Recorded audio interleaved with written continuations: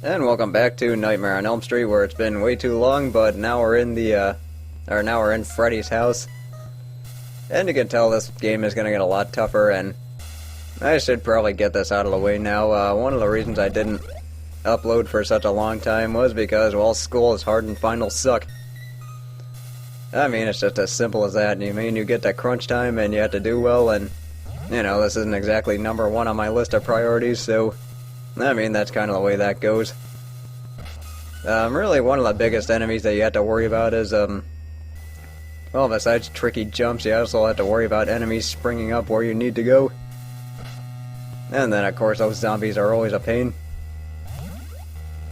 Also, one thing I really don't care for are those spikes, just because you can never tell, like, when they're gonna drop, and you kind of have to look at them closely, but you're also kind of on the clock just because of or just because of either falling asleep too quickly or when you're in the dream world when Freddy's gonna get you. I do have at least one encounter with Freddy in the dream world, so I mean, I will get to show that off. And then, of course, that's the example of just enemies springing up exactly where you don't want them to, which unfortunately happens a lot in these later levels. Especially because I had all kinds of trouble with the last level, and that just has more to do with these two really obnoxious jumps. But I'll get to those pretty soon. Because right now we're back in Dreamland or back in the dream world. Yeah, I don't really know why I keep saying that, but oh well. But anyway, one thing I found to be pretty useful when trying to clear gaps is that the ninja's kick. That's of course something really useful. Just so you can do things like that. And I'm pretty sure that enemy's unkillable anyway, so at least it works out in my favor. Of course, the only problem with a ninja is you kind of let that power go to your head, and then you try and kill things that you shouldn't be. But then one thing I had a lot of problem with, especially with a wizard, was whenever I would throw a projectile at enemies and then the projectile would pass right through them. I don't know why that kept happening, but it just did. But anyway, one other pretty obnoxious part about this stage is that you do have to go like out to a different path just to get different bones. And then again, that's just what happens as part of a collect-a-thon game.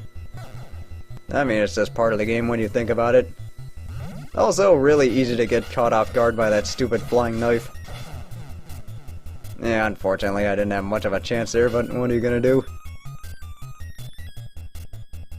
But then, fortunately, I am glad to at least be finishing this game, just because I didn't want too much time passing between parts. And then I had that problem in Mega Man 7 for different reasons, but I think that had more to do with just me being sick than anything. But anyway, now that we're here, those hands are also unkillable, just because those were spikes in the day. Also, really easy to screw that up and fall into the pit. So I think Freddy was about to get me, but fortunately, I ended up finding a radio, so at least I got that working for me. But the tricky part about this stage is that it is actually in your better interest to be in the dream world, just because you do have those different power-ups. And it's actually a lot more useful in hindsight. Except the problem is it's also really easy for Freddy to get you. I mean, fortunately, the encounter with Freddy really isn't too tough, it's just more annoying than tough. And speaking of annoying and tough, there's this. Where, of course, there are flies trying to knock me off the platforms, and I also have to wait for this thing, and yeah, real big pain in the ass. But yeah, I mean, we're actually progressing pretty nicely here. And then, of course, there's another part where you had to go all the way down just to get to a bone. It's not this one, it's actually another one. Yeah, see, I think I gotta go up one and then just make my way across. Of course, this is where the zombies get really obnoxious too. And unfortunately, obnoxious is gonna be one way I can describe the end of this game, just because I don't know, I also had a real bitch of a time with that last level, but I'll elaborate more on that later. Also really easy to get caught off guard by that spike. Just because there's a bone there and then there's a spike next to it, and yeah, never any fun. So now that I got all that, I mean, I just decided to go back to the ninja just to get through this easier. And then of course you can see the spike turning into...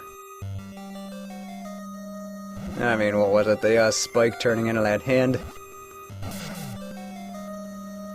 I mean, that wasn't really the biggest issue I had with this stage, but actually this next part's really nasty too. Mostly just has to do with these, it's not really just the enemies, it's just everything flying at you at once. Especially you'll see later where all these, especially like where all these bats show up. Especially when you have really stupidly placed radios like that one. And then there's another really stupidly placed radio later on. But I mean, I'll get to that, and I know that's in the last stage. But then again, I mean, fortunately, the radios aren't really that bad, because at least you can just wait it out. Well, I mean, it's a little bit easier when you're playing on an emulator compared to playing on the NES. I mean, just to wait things out. Yeah, see, that would have been a radio, but once again, that's just a stupidly placed cup of coffee. And then, I don't know if this, yeah, I'm pretty sure this lag was part of the game, too.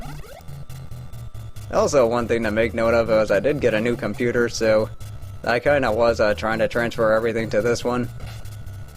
And then, I'm still technically recording videos on the older...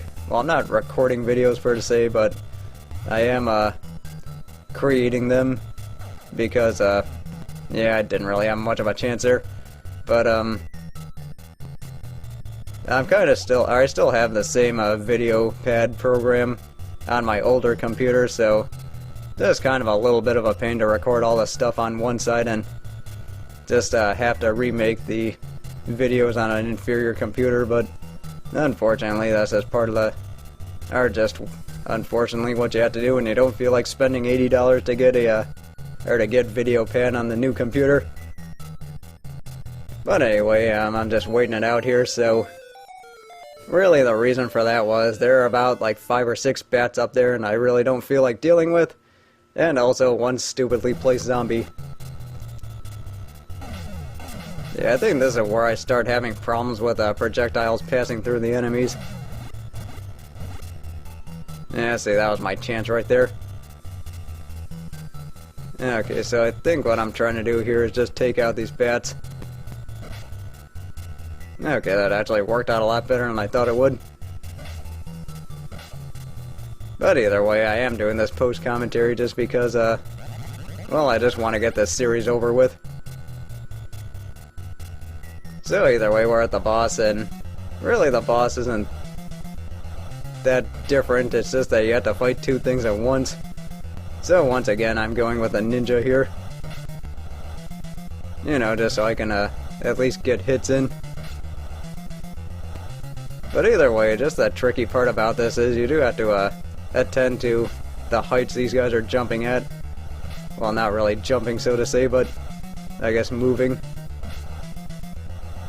And then, yeah, that's really all there is to this boss. I mean, it's not really that complicated, it's just tougher because there are 2 of them. And then also, of course, when to jump and when not to. And if the jump kick works. Yeah, the tricky part is when you start hitting one more than the other, and then one just gets a lot stronger. Or not really getting stronger, but just moving much faster. And then, unfortunately, I could have used that one, but... well, we do end up making it past this game anyway. So yeah, I mean, really all we're doing is just finishing this guy off, nothing too different from the older bosses. So now that we got that, let's just go ahead and make our way to Elm Street High, where we are going to finish the game. And of course, Elm Street High is also extremely obnoxious, but I'll get to that in a little bit. And now that we're here, I will see you next time for the last encounter.